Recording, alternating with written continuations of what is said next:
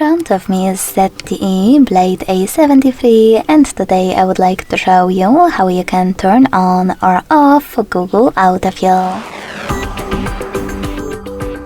All you need to do is open Settings and scroll down to access passwords and accounts.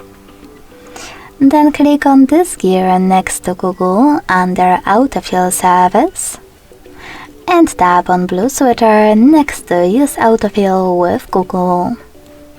As you can see, my sweater and all of those features are gray. That means that autofill is off. But you can always turn it on by hitting the same no gray sweater.